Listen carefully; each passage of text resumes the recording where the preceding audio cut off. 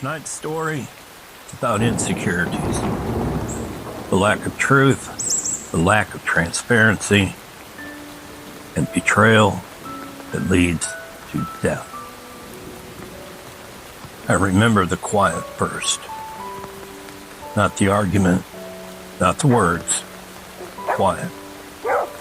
Kind that hums under your skin and makes your hands feel unsteady even when you're standing still. She was by the living room window, the late evening light cutting her into shadow and gold. I said her name once. I said her name twice. She did not turn around the second time. And that is when I knew something had shifted between us. Something subtle but permanent, like a crack spreading under paint.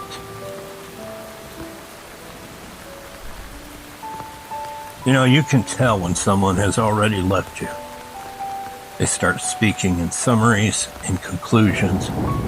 She said she felt stuck, that we were different now. Words like that don't come out of nowhere. They come from rehearsals, private ones. I asked her if there was someone else. She closed her eyes for a moment and sighed. And that sigh carried more truth than any confession. You see, it wasn't rage that flooded me. It was disorientation, like the floor tilting under my feet. I stepped closer, and she stepped back. The rug shifted. There was a stumble, a flash of panic in her expression, but not fear of me, but fear of falling. And then, then the sound, the blunt, final sound of momentum meeting something solid.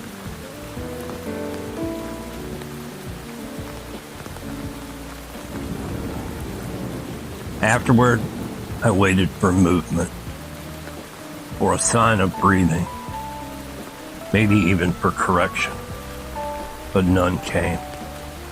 The house seemed to contract around us, old boards tightening in the cooling air. I knelt there longer than I can measure now. Time became vicious, unreal. I told myself this could be managed, that mistakes are not the same as intent, that there was still control. There's a hollow cavity beneath sections of the living room floor. I knew that because I had repaired water damage there years before, and I knew which boards lifted the cleanest. I knew which nails were loose enough to pry without splintering. You know, you don't think of it as concealment in that moment. You think of it as postponement. Just until you can think clearly. Just until you can decide, what the hell do I do next? But the house never stopped speaking after that night.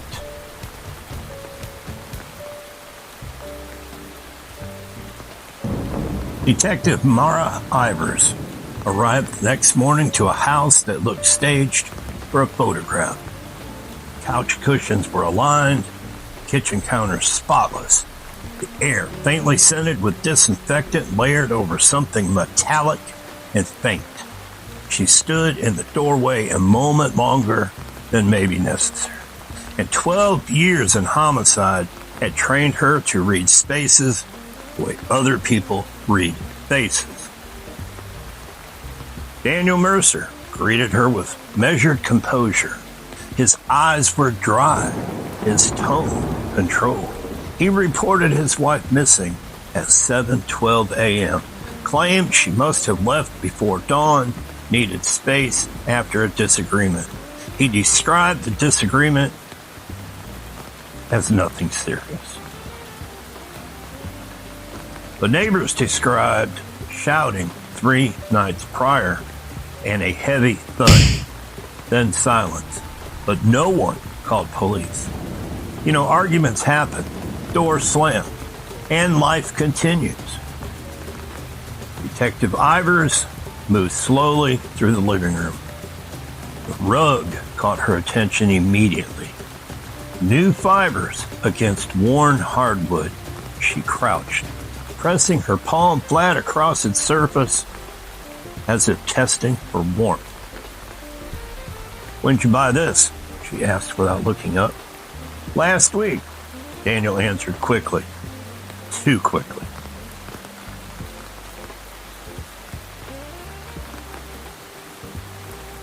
Detective Ivers requested the diver dogs, and they arrived by mid-afternoon. On paper, it looked just routine.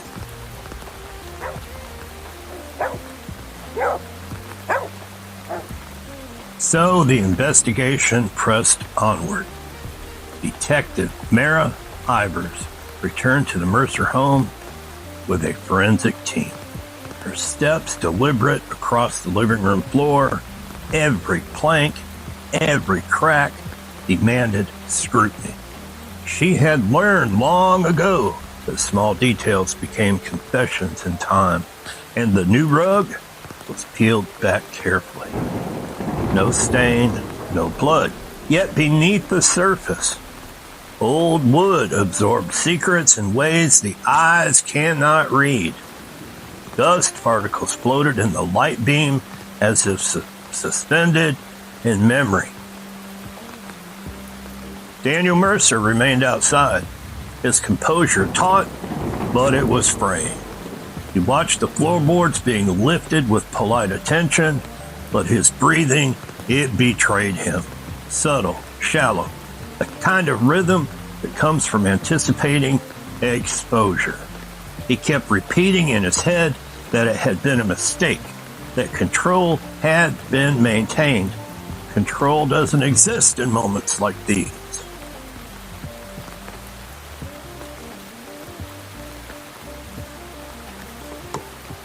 Inside, Detective Ivers examined the pried open planks, dusting them for microscopic fibers, scanning for discrepancies in the wood grain. The air was still, punctuated only by the occasional scrape of tools against the hard wood. The dogs had signaled again, softly, near the edge of the room, lingering just long enough to make her lean closer. Because evidence often hides in plain sight, she reminded herself, and her eyes began to narrow. Meanwhile, in his car parked down the street, Daniel replayed the night in fragments, shadows, half memories. He imagined every creak, every breath of air as accusation.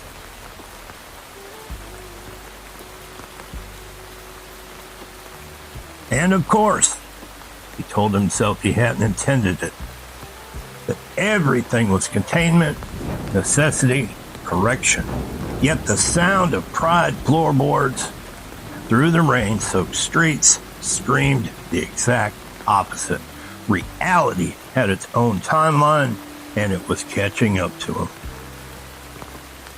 Neighbors also reported oddities in their quiet neighborhood.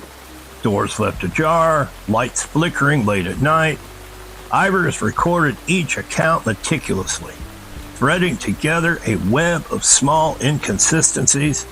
Daniel's version of events, perfect, rehearsed, polite, began to crack under the weight of corroborated observation. Meanwhile, back inside the Mercer home, the floorboards lifted revealed dust and residue previously unnoticed. Tiny specks of material embedded over years, now disturbed, mapped a subtle history that contradicted Daniel's story. He couldn't see the details, but the instinctual tension had already coiled in his chest, tightening with each subtle click of forensic instruments. By evening, Ivers had compiled a preliminary timeline. She knew one thing. The escalation curve that Daniel had tried to control was now governed entirely by evidence. Each misplaced fiber, each subtle displacement of wood, each neighbor's testimony created pressure walls they were way too strong to ignore. The truth wasn't screaming yet, but it was fast approaching. Slow. Now, much later, in the interview room, Daniel, he was restless. Words slipped faster than thought. He repeated himself over and over. Then he corrected himself. He justified himself.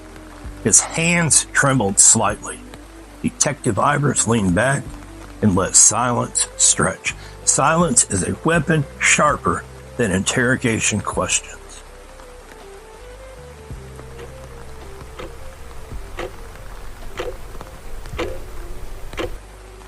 Daniel's mind raced, each second intensifying the internal pressure he could no longer regulate. And in the quiet of the Mercer house, beneath the lifted floorboards, a light beam revealed tiny fragments of history, almost imperceptible.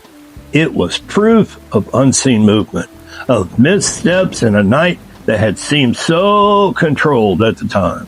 Control, Daniel realized with an inward shudder, had never been his to command.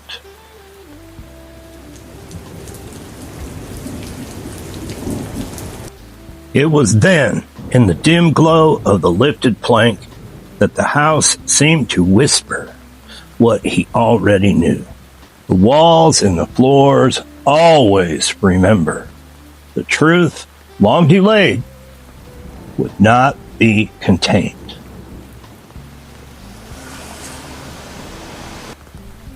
And Daniel Mercer sat alone, hands folded on the cold metal table. The room smelled faintly of disinfectant and paper, sterile yet oppressive. He repeated his story for the third time, voice steady but thin. Detective Mara Ivers watched him. Not as a husband, not as a suspect, but as a puzzle. Each word he chose, each hesitation, revealed cracks in the narrative. Silence stretched between them, sharp as a knife. I just want to help, he said, almost pleading. His eyes darted to the clock on the wall, then to the mirror behind Ivers. I don't know why this is happening. Ivers leaned forward slightly, voice calm, even. Daniel, the details aren't lining up. Your timeline, your story, the neighbor's statements, something just isn't right. He swallowed, a nervous tick, unnoticed by most, but Ivers had seen it before. It was the subtle tremor of someone straining under pressure. The mental elasticity stretched thin. I just wanted to fix things, he said finally, the words rushing out like water through a dam. I didn't plan anything. I wasn't going to. His sentence faltered, caught on the weight of what he hadn't said. Inside the room, the walls seemed to close, fluorescent light harsh against the skin, magnifying every subtle micro-expression. Ivers let the silence press, letting the moment stretch into an unbearable tension. And meanwhile, back at the house, the lifted floorboards were analyzed meticulously. Every particle of dust, every displaced fiber, every faint mark on the wood added pieces to that puzzle. Forensics traced minuscule patterns, connected them with the timeline of Daniel's movements. The evidence spoke louder than confessions ever could. Daniel's internal monologue ran wild. Each passing second amplified the pressure in his chest. He imagined the floorboards, the beam of light, the invisible proof of actions he had tried so desperately to rationalize. Control, oh, it had been an illusion. His rationalizations, rehearsed and repeated, they crumbled under the weight of observation and methodical analysis. "I told you everything," he said, voice sharp now, edge of desperation creeping in. "I didn't do anything wrong. I fixed it." Iris didn't respond immediately. She let the words hang, let them resonate with the truth already forming in the room. Small inconsistencies, contradictions between his statements and the physical evidence had been building. They were now undeniable, palpable in the oppressive stillness.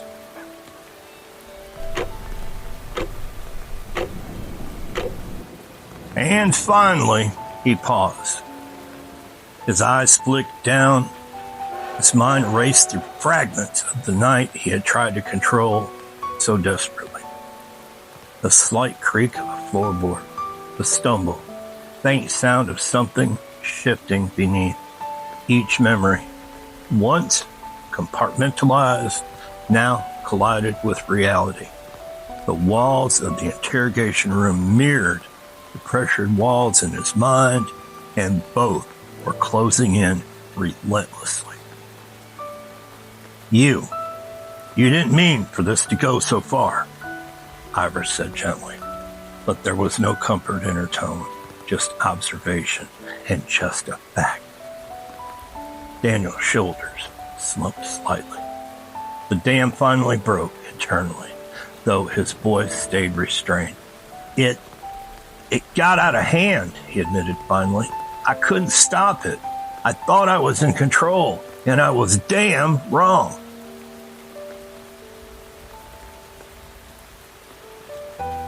Ivers made a note. The confession wasn't complete, but it was enough.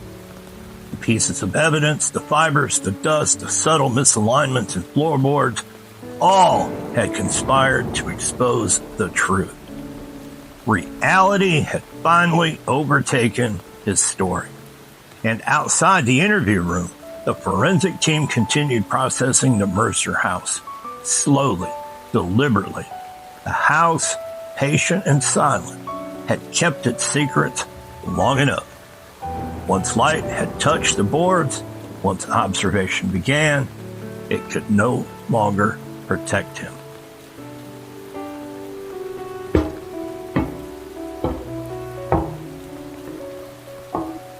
And Daniel leaned back in the chair, exhausted. He was well aware that the walls, both in the room and in his mind, had narrowed, compressing every lie, every misstep, every rationalization into one unavoidable conclusion. He had been found out, and there was no escaping the evidence that waited patiently beneath the floor.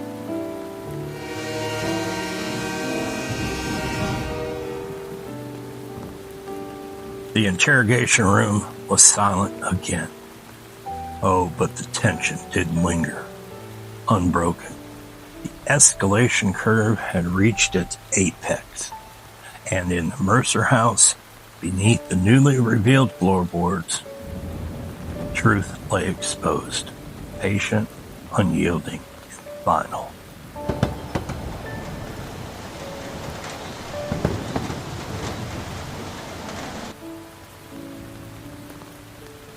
And now the Mercer house sat quiet, stripped of pretense, but unchanged in structure. A new rug was in place, all the boards were repaired, and the walls were unblemished. Yet silence carried a weight heavier than before. Detective Mara Ivers walked through one final time, scanning the floor, the furniture, the angles of light. Nothing overt, nothing loud, but the story had been told through dust, fiber displacement, and subtle markings that could not lie. The truth had emerged, patient, unrelenting. Beneath one of the lifted floorboards in the living room, forensic teams had located Daniel Mercer. No graphic detail is needed to know the floor had kept its secret, holding evidence of what had occurred. The house itself had preserved it. Small, subtle signs, microscopic traces, subtle shifts in the wood grain, enough to tell the story without being explicit. Daniel had tried to conceal what he had done, but patience and methodical observation revealed the truth. Daniel Mercer was taken into custody quietly, his composure unraveling in stages, the fiber, the dust, the evidence beneath the floorboards, and the inconsistencies in his own account left him without any defenses. Each piece had compounded, building an unassailable case. He repeated his internal mantra endlessly on the drive to the station. I didn't plan it. I was in control. But the house, the floor, the subtle witness of its own structure had already disproven him. Control had never been his. It was only an illusion. The trial was swift but meticulous. Ivers presented the forensic evidence, the neighbor's testimony, Daniel's inconsistencies in a precise timeline. Experts described the subtle traces beneath the floorboards without ever revealing graphic content, letting the house speak for itself. And each new piece of evidence reinforced the truth, and the jury followed the facts, not sensationalism. When deliberations concluded, Daniel Mercer was found guilty of second-degree murder. The verdict was final. The law had accounted for his actions. Even after conviction, the house seemed to retain its memory. Dust settled differently. Floorboards hummed faintly underweight. Shadows fell at strange angles. The rooms exhaled quietly. A reminder that some stories are preserved by structures, by space itself, and by the passage of time. Daniel would serve his sentence. The law was satisfied. Yet the psychological imprint, knowledge of what the house had held and revealed, lingered. Detective Ivers reflected on the case long afterward. Escalation curve had been subtle at first. Minor inconsistencies, whispered arguments, a misplaced rug, until it became unstoppable. The quiet moments had been louder than any confrontation, and in the end, patience, observation, and careful analysis had uncovered what impulsive actions and rationalizations could not hide. The crime had been solved, but the memory of it, and the way the house had silently witnessed every step, remained unshakable. And the river outside continued its slow course past the Mercer house. Trains passed in the night, low and distant. Shadows stretched across walls in the moonlight. And life returned to the town in ordinary rhythms. But for those who had witnessed the house and its secrets, nothing would ever feel entirely the same. The story had reached its legal conclusion, yet the weight of truth, preserved in floors, dust, and the silence between people, endured.